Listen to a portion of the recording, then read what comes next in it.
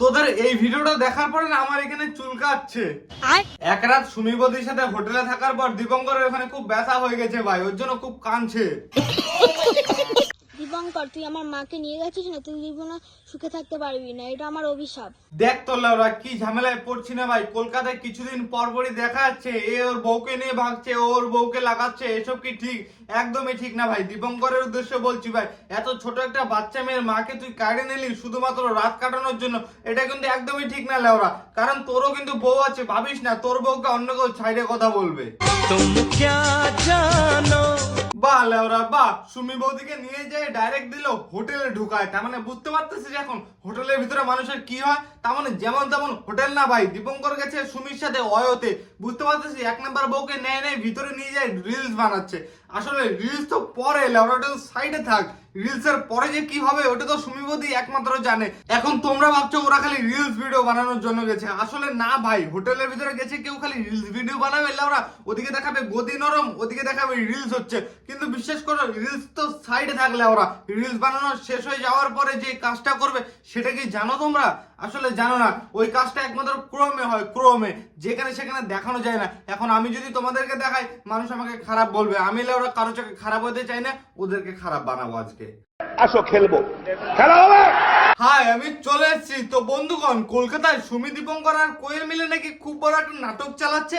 আসো এই নাটকের কিছু পর্দা ফাঁস করি। অ্যাডভোকেট সঙ্গীতা জানা, আপনি যে বলছেন দীপঙ্কর নাকি মুসলিম ধর্ম গ্রহণ করেছে। অ্যাডভোকেট সঙ্গীতা জানা সুমি বদির নামে কেস করে দিল, ঠিক আছে, খুব ভালো কথা। কিন্তু বিশ্বাস করো এই যে এর পিছনে যে কাঠি করে বেড়াচ্ছে এটা কি ঠিক? এটা একদমই ঠিক না। স্যান্ডি সাহা, রাশিয়ান বৌদি, তারপর আর অনেক অনেক নামে কেস মেস করে মানে কি বলবো, আর কিছু বলার নাই ভাই। রাশিয়ান বৌদিকে তো মানে জেলের ভাতও খাওয়াইছে পারলে ভাই। স্যান্ডিস নামে কেস করছিল, স্যান্ডির কোনো ভালো চিনতে পারে নাই।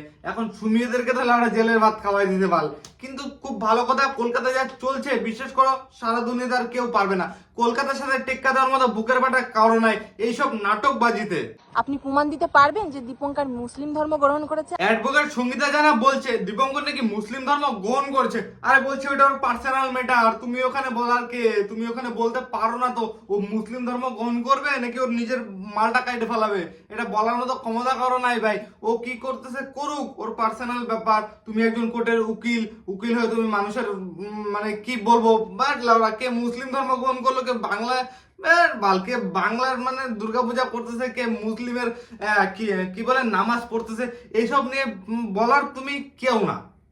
হ্যাঁ তুমি কেস করছো, খুব ভালো কথা, এদেরকে একটু শিক্ষা দেওয়া দরকার ছিল, দিচ্ছ, খুব ভালো লাগছে ভিডিও দেখে আমার। কিন্তু বিশেষ করে যে তুমি যে বলছো মুসলিম ধর্ম গ্রহণ করছে, এ ওই কি এ ছোট ড্রেস, এ বড় ড্রেস, এর বড় মাল, ওর বড় ওর ছোট।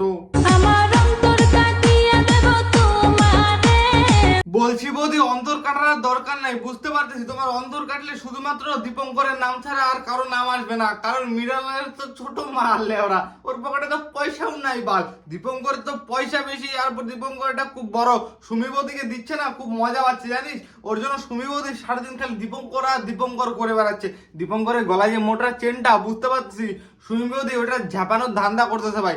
আসলে কি বলতো, ওরা সুমি বৌদির কিন্তু একটা বাচ্চা মেয়ে আছে, তার সত্ত্বেও ও দীপঙ্করের কাছে গেল কোন হিসাবে, আর দীপঙ্করের বউ ওকে মাইনে নিল কোন হিসাবে ভাই। মানে এইসব সবকিছু মিলে মানে বলা চলে যে পাবলিককে বোকাচোদা বানাচ্ছে এরা। আর কয়েকদিন পর দেখবি এদের সবকিছু মিটে গেছে, সবকিছু মিটে গেছে। কিন্তু সুমি আর দীপঙ্কর যে চুমাচাটির ভিডিওগুলো আছে ওগুলো কিন্তু মিটবে না কোনোদিনও।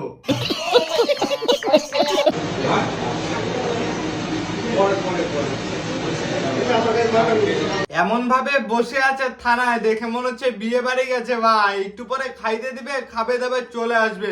গিফট দেওয়া শেষ হয়ে গেছে। বলছি আর কিছু ছিল না বাড়িতে?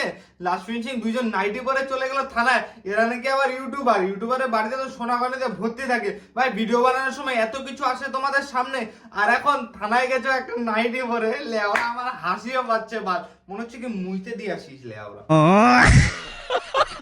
পুলিশ কেন অ্যারেস্ট করলো দীপঙ্করকে?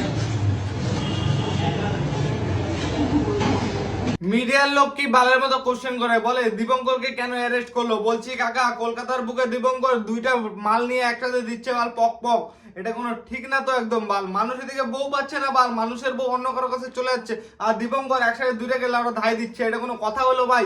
এটা কিন্তু একদমই চলবে না ভাই। দীপঙ্করের নামে একটা কেস হয়েছে, আর 5-6টা কেস কিন্তু ওদের নামে হবে বাল। আমাদের তিনজনের সম্পর্কটা কি তোমরা অনেকেই জিজ্ঞাসা করেছিলে না? সবাই তো অনেক কিছু জিজ্ঞাসা করছে ওদের তিনজনের সম্পর্কটা কি। এবার আমি বলে দিই তোমাদের, ওদের তিনজনের সম্পর্ক হচ্ছে খালি এই যে পক পক, এছাড়া আর কিচ্ছু নাই। দীপঙ্করের লাইফে এছাড়া কিচ্ছু নাই। দীপঙ্করও জানে যে ওর বউকে দিচ্ছে, অন্যের বউকেও দিচ্ছে। দীপঙ্করের খালি মজা নেওয়ার কথা, মজা নিচ্ছে। দেখো ভাই, দীপঙ্করের মজা নেওয়া শেষ, তারপরের ভিডিওটা আমি দেখাচ্ছি। কিন্তু মানুষকে আমি ভালোবেসেছি ঠিকই। দেখলে ওরা কিছু মানুষকে সুমি বৌদি ভালোবাসছে ঠিকই, কিন্তু সুমি বৌদিকে সে পক পক দিয়ে চলে গেল। বলছি সুমি বৌদি, তুমি এক কাজ করো, কারো কাছে থাকতে হবে না তোমার, তুমি আমার সাথে আসো, আমার সাথে আসো।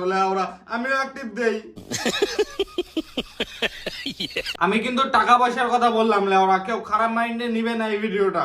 এই ভিডিওগুলো খালি মজার জন্য দেখবা, মজা নেবে, ভুলে যাবা, কেউ ওরা গায়ে লাগাবেন না। Bye bye.